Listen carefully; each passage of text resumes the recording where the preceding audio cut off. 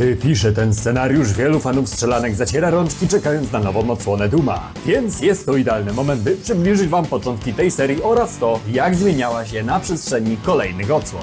My jesteśmy Przemo i Sybik z kanału No Nie, a to jest historia serii Doom. Rozdział pierwszy. Narodziny króla. Na początku lat 90. amerykańskie studio id Software wydaje Wolfensteina 3D, dynamiczną strzelankę, która zdobyła serca wielu graczy dzięki m.in. swojej brutalności i niesamowitej grywalności. id Software jednak nie spoczywało na laurach i już szykowali swój kolejny megahit. Do prac nad pierwszym Doomem zasiadły takie legendy jak John Carmack i John Romero jako programiści. Od strony artystycznej nad grą pracowali Adrian Carmack, Kevin Cloud oraz Tom Hall. Ten ostatni w trakcie prac opuścił zespół, a na jego miejsce wskoczył Sandy Petersen oraz nowy programista Dave Taylor. Za muzykę odpowiadał utalentowany kompozytor Bobby Prince, którego utwory mogliśmy usłyszeć wcześniej w Wolfensteinie 3D. Ekipa z id Software podczas projektowania nowego IP inspirowało się demonami m.in. ze światów fantasy takich jak Dungeons & Dragons. Teraz pozostało połączyć dynamiczną strzelankę w stylu Wolfensteina oraz demonicznych pomiotów do pokonania. W grze wcielamy się w bezimiennego żołnierza, który przez swoją niesubordynację zostaje wysłany za karę na placówkę badawczą korporacji UAC na Marsie. Tam w wyniku nieudanego eksperymentu otwierają się portale do piekieł, z których wychodzą demony, które zabijają cały personel. Będąc osamotnieni, musimy pozbyć się tego piekielnego tałataństwa i utorować sobie bezpieczny powrót na ziemię. Premiera pierwszego Dooma nastąpiła w 1993 roku i podobnie jak Wolfenstein 3D pozamiatało. Gra oferowała 3 epizody, każdy po 9 rozdziałów, no chyba że ktoś pisał specjalną edycję z rozszerzeniem dodającą 4. epizod. Podzielenie na epizody było obecne już w Wolfenstein, ale tutaj postanowiono wykorzystać to w bardzo kreatywny sposób. Pierwszy epizod można było zdobyć za darmo jako wersję demo. Masa osób z tego skorzystała, no i oczywiście chcąc więcej chętnie sięgali po pełną wersję gry. Każdy poziom to osobna rozbudowana lokacja pełna sekretów i znajdziek, no i co najważniejsze, hord przeciwników do pokonania. Na każdym poziomie mogliśmy znaleźć 3 karty dostępu i czaszki, każda w innych kolorach, a po ich zebraniu mogliśmy przejść na kolejne, niedostępne wcześniej segmenty etapu. Często, aby ukończyć poziom, gra wymusza na nas odnalezienie danej karty dostępu, aby otworzyć drzwi kończące level. Na dole ekranu tradycyjnie mieliśmy pasek z amunicją, pancerzem, zdrowiem oraz twarzą naszego bohatera. Doom Slayera, znanego także Doom Guyem, który stał się ikonicznym bohaterem dla całej serii. W odróżnieniu od Wolfensteina 3D, Doom wprowadził wybuchające obiekty w postaci specjalnych beczy, które po wpakowaniu w nie odpowiedniej ilości ołowiu mogły wybuchnąć i zrobić krzywdę naszym demonicznym oponentom. Jeśli byłaby jedna rzecz, którą miałbyś zapamiętać po tym filmie, to to, że ta gra jest nieśmiertelna. Do dziś powstają fanowskie porty i reedycje Dooma w takich miejscach, które niekoniecznie byśmy się spodziewali, że kiedykolwiek tam dotrą. Jedną z moich ulubionych jest chociażby Doom, którego można odpalić w pliku PDF. Napisz w komentarzu, jaki twoim zdaniem jest najdziwniejszy port Dooma i na co został on wtedy przeportowany. Innym elementem charakterystycznym dla Dooma był bogaty arsenał broni, w którym znajdziemy zarówno tradycyjną broń palną, jak i futurystyczną broń plazmową. Gra pomimo lat dalej jest niesamowicie grywalna i jest pozycją obowiązkową dla każdego miłośnika strzelanek. Pierwszy Doom dostał port chyba na każdą możliwą konsolę tamtego okresu, a jego sukces komercyjny doprowadził do powstania kolejnych części. W epilogu dowiadujemy się, że po naszym powrocie na Ziemię okazało się, że wróg opanował całą planetę i w dodatku zabił naszego ukochanego króliczka. Nie no, co jak co, ale króliczek to już przesada, panie demonie. Na kontynuację musieliśmy czekać niecały rok. Doom 2 Hell on Earth posiada wszystko to, co zapokochaliśmy pierwszą część, z tym, że tym razem dostajemy nową zabawkę dla naszego arsenału. Jest to Super Shotgun, który działa na niewielki zasięg, ale potrafi ustrzelić kilka piekielnych poczwar jednocześnie. Oprócz tego dostaliśmy kilka nowych przeciwników, w tym Revenanta, czyli szkieleta atakującego rakietami oraz Archvile'a, bestię potrafiącą wskrzeszać martwych pobratymów. Tym razem twórcy postanowili nie dzielić gry na epizody, zamiast tego mamy łącznie 32 różne plansze, pełne przeciwników, sekretów i znajdziek. 2 ostatnie mapy to czysty fanserwis, są to sekretne etapy, które przynoszą nas do zamku Wolfenstein, a nasz Doom Slayer staje się Nazi Slayerem. Jako ciekawostkę dorzucimy tylko, że gra na Xboxa posiadała bonusowy 33 poziom. Styl wizualny i muzyka pozostają w podobnym klimacie, no i w zasadzie nie mamy na co narzekać. Te kawałki są tak zajebiste, że ich powtórka nie zaszkodziła. Fabularnie, jak wspomniałem, jest to kontynuacja jedynki, w której przenosimy się na Ziemię opanowaną przez demony. A naszym zadaniem jako ostatniego przedstawiciela ludzkości jest pomścić naszych pobratymców i wysłać demony tam, gdzie ich miejsce. Dwójka była w zasadzie pakietem nowych misji, ale czy komuś to przeszkadzało? W tym momencie gra była olbrzymim fenomenem i szybko inni deweloperzy zaczęli kopiować formułę Dooma, próbując podpiąć się pod jego popularność. Takie gry szybko zaczęto nazywać klonami Duma lub Dumopodobnymi.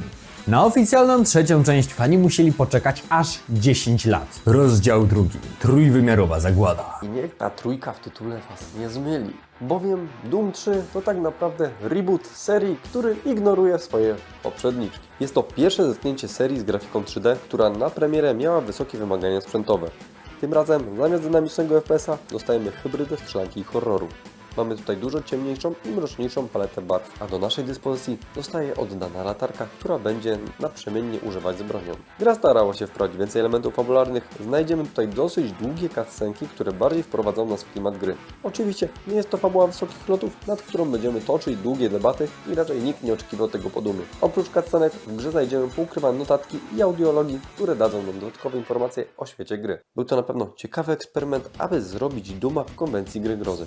Nie wszystkim się to podejście spodobało, niemniej wielu fanom doceniło trójkę za jej horrorową estetykę i próbę zrobienia czegoś innego niż dotychczas. Po paru latach trójka doczekała się również odświeżonej edycji BFG, która poprawiała m.in. jej oświetlenie oraz optymalizację. Rok później doczekaliśmy się nawet filmu z Dwaynem Johnsonem na licencji Duma. Mamy tu grupę żołnierzy, którzy przemierzają opanowaną przez potwory stację kosmiczną. Całość oczywiście utrzymana jest w stylistyce filmów grozy, takich jak na przykład Obcy. Jest to raczej przeciętny film na podstawie znanej gry, niemniej mogę polecić go jako taką ciekawostkę do obejrzenia ze znajomymi. Tylko nie nastawiajcie się na jakieś super wybitne kino. Ma ciekawą sekwencję, gdzie widzimy postać z perspektywy pierwszej osoby i w sumie to tyle. W tym samym roku co film dostajemy również mobilną grę Doom RPG. Przy czym pamiętajcie, że w 2005 roku telefony nie wyglądały tak, tylko tak. I wbrew pozorom Doom RPG to dość ciekawy wynalazek. Gra nie jest portem na urządzenia mobilne, tylko zaprogramowaną od zera samodzielną produkcją, która w strukturę mocno przypomina Dungeon Crawlera. Podobnie jak w pierwszych Doomach przemierzamy korytarze pełne pikselowych wrogów i możemy wykorzystać otoczenie, jak na przykład wybuchające beczki. W Doomie RPG możemy rozwijać statystyki naszej postaci, a także mamy NPC-ów, z którymi możemy pogadać. W tych latach formuła klasycznych dynamicznych gier FPS lat 90. powoli zdawała się ustępować. Konkurencja coraz bardziej nastawiała się na strzelanki z kampanią fabularną lub coraz popularniejsze granie online. Nic więc dziwnego, że i Doom próbował ugrać dla siebie trochę kawałka tego tortu. Rozdział trzeci. Zagłada czwartej zagłady. W 2007 roku id Software rozpoczyna pracę nad nowym Doomem 4.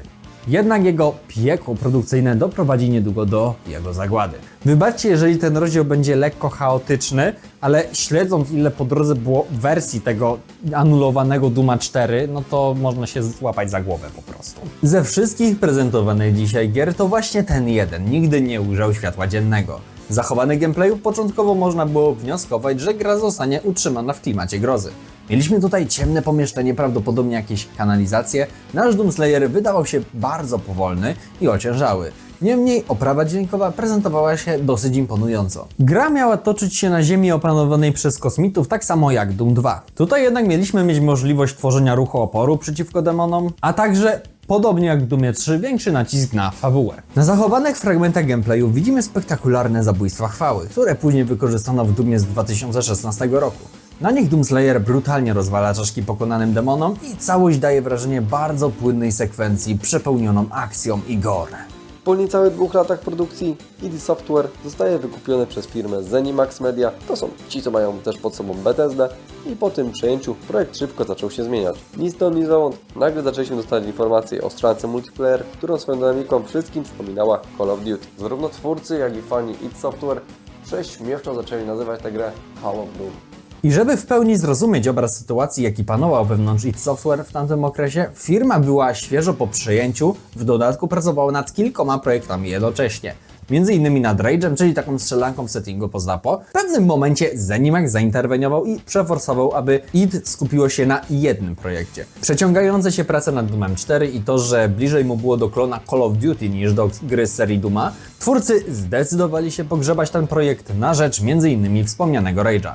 Kolejnym ciosem dla id było odejście Johna Carmacka, legendarnego programisty, który pracował nad serią od Dooma 1, a wcześniej Wolfensteina 3D. John pracował wtedy intensywnie nad goglami Oculus Rift i nie mogąc podzielić jednej pracy z drugą, postanowił rozstać się z id Software.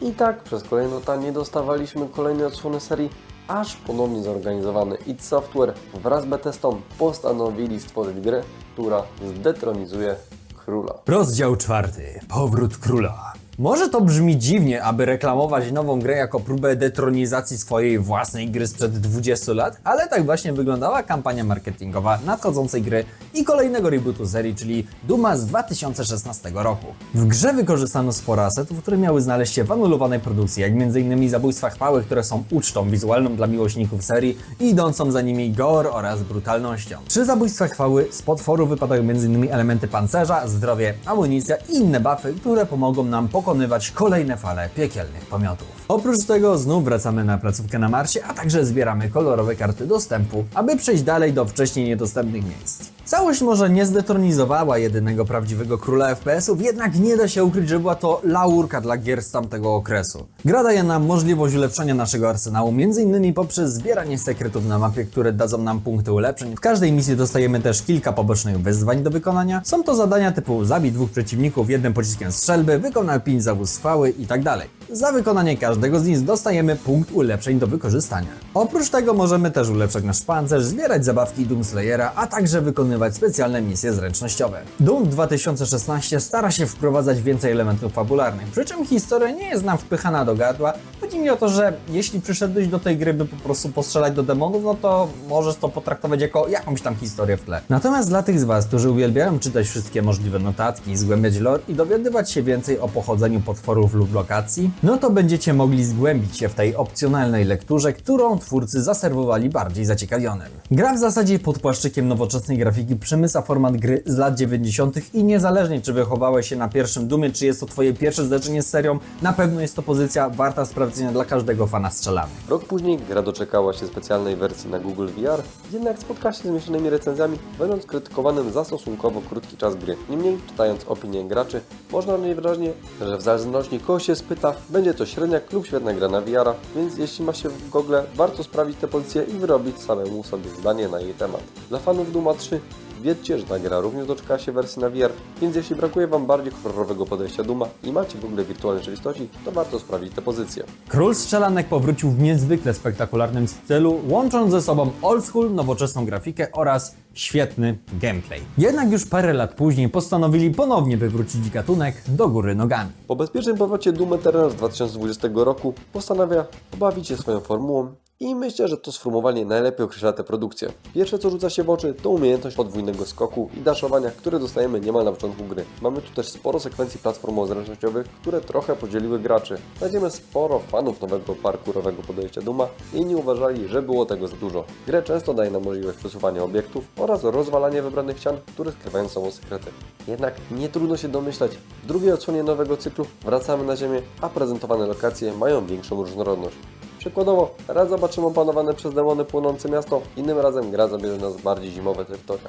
Niemniej jednak dalej jest to strzelanka z hordami demonów, których pokonywanie przypomina krwawy taniec śmierci. Wiele elementów z Dooma 2016 zostało przeniesione lub poprawione. Całość sprawia wrażenie z jednej strony tego samego, co polubiliśmy w poprzedniku, ale jak wspomniałem, stara się wprowadzić coś nowego i eksperymentować ze swoją formułą. Kiedy to nagrywamy na dniach, trafi do nas kolejna odsłona serii, czyli Doom The Dark Ages, który zapowiada się bardzo ciekawie. Tym razem w nasze rączki ma zostać oddana tarcza, która ma wprowadzać dodatkowe elementy strategii, rozczłonkowywania kolejnych fal demonów i być nie tylko elementem defensywnym, ale przede wszystkim kolejnym narzędziem zagłady. Oprócz tego gra łączy w sobie elementy takiego średniowiecznego fantasy w postaci wspomnianej tarczy, czy chociażby sekwencji latania smokiem i niszczenia wszystkiego na naszej drodze. Oraz elementów high-techu, jak pancerz naszego protagonisty, zaawansowane bronie, zagłady itd. Jednak jak to wszystko ostatecznie wypadnie, to się jeszcze okaże. Od siebie dodam, że jest to produkcja, której jestem bardzo ciekaw, ale wstrzymam się z premierowym zakupem, dopóki nie zobaczę pierwszych opinii graczy. Jeśli jesteście staroświeccy, tak samo jak ja i lubicie pudełka, no to ciekawą informacją może być dla Was to, że Doom The Dark Ages ma zostać wydany w Polsce w wersji pudełkowej i będzie można go znaleźć w polskich sklepach. Niestety jak zawsze plują na PC-ciarzy i będzie on tylko na konsolach. Doom to seria, która lubi raz na jakiś czas o sobie przypomnieć, robiąc to albo w oldschoolowym stylu jak Doom 2016 lub będąc kolejną rewolucją w świecie singleplayerowych FPS-ów. Jedno co trzeba oddać tej serii to to, że twórcy nie boją się z nią eksperymentować i zamiast robić kolejny raz to samo, pozdrawiamy Ubisoft, eksperymentują, zmieniając coś, wywalając i tak dalej. Jednak zachowując tą najważniejszą esencję swoich gier, czyli po prostu soczystą rozpierduchę. Dla zachowania rzetelności materiału pominęliśmy porty Dooma na konsolę oraz liczne reedycje takie jak Doom 64 z tego względu, że poza powiedzeniem o poprawionej grafice jest to tak samo grywalny Doom 1. Nie znalazły się też tutaj Sigil i Sigil 2, czyli nieoficjalne kolejne epizody jedynki, które po latach zaprojektował sam John Romero. Jeśli bylibyście zainteresowani, żebyśmy osobno omówili te dwie pozycje, no to dajcie znać w komentarzach. Jeżeli będzie dużo zapytań o Sigila, no to zrobimy kolejny osobny odcinek o Doomie. Dajcie znać w komentarzu, od której części zaczęła się Wasza przygoda z Doomem oraz co najbardziej lubicie w tej serii. Jeśli dotarłeś lub dotarłeś do tego momentu, bardzo Ci dziękuję za uwagę i zachęcam do zostawienia łapki w górę i suba na kanale dla lepszego pozycjonowania tego filmu. Jeśli chcesz wspomóc naszą twórczość, żebyśmy mogli robić coraz bardziej dopracowane filmy, możesz to zrobić klikając przycisk wesprzyj pod tym filmem lub bezpośrednio przez nasz profil na Patronite. Z góry dziękujemy naszym dotychczasowym oraz przyszłym wspierającym. Tyle od nas, widzimy się już niedługo przy okazji kolejnych filmów. Do zobaczenia! Żegnam również cieple. Na razie.